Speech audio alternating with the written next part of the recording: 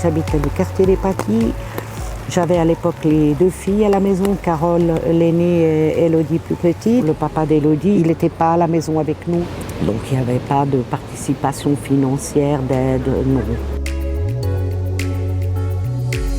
Et puis ma fille aînée, bien à 18 ans, a décidé de quitter la maison pour aller habiter avec son amie. Donc pour moi, ça remettait beaucoup de choses en question parce qu'Élodie est encore petite. J'ai trouvé une place au musée d'art et d'histoire, un salaire qui allait, ça dépendait des mois. C'est-à-dire il y a des mois où j'étais vraiment en dessous du minimum vital. Donc on avait ouvert un dossier, l'hospice intervenait en complément de mon salaire. Après ça, j'ai trouvé une place à l'Union suisse. J'étais la secrétaire d'une chef qui avait le même âge que moi, qui dès le départ a dit que j'étais trop âgée. À l'époque, on ne parlait pas, il y a 20 ans en arrière, du mobbing et du burn-out.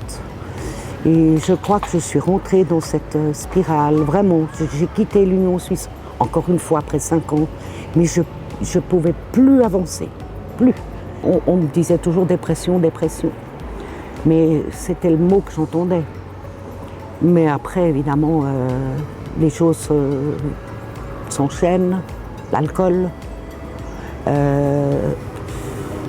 tout laisser aller.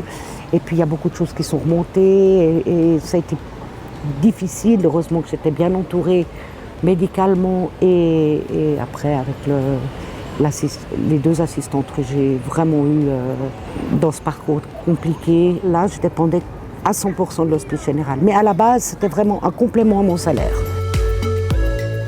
Et un jour, j'ai rencontré une dame qui m'a dit « Mais vous voulez quoi ?» J'ai dit « Mais travailler. » C'était pas mon assistante, elle était de piquet. Vous savez, vous avez des personnes qui viennent là en renfort.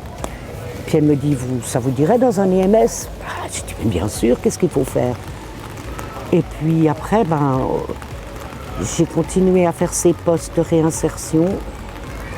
Je suis allée à Butigny 2 ans, j'étais à foyer handicap, puisque j'avais le diplôme de la Croix-Rouge. Je trouvais que ça me mettait en valeur de nous remettre dans le travail avec ces contrats de réinsertion. Moi, j'ai trouvé ça génial.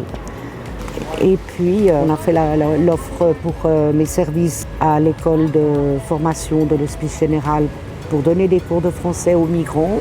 Et donc là, j'ai commencé 2 ans à mi-temps. Et puis ensuite, l'Hospice général m'a fait un contrat de professionnel. Et comme une professeure de français, je ne dépendais plus du tout de l'Hospice général. On a terminé nos rapports de travail un peu avant la retraite. J'ai eu un petit temps de chômage et puis la retraite depuis le 1er avril. Donc maintenant, je suis tranquille. Oui.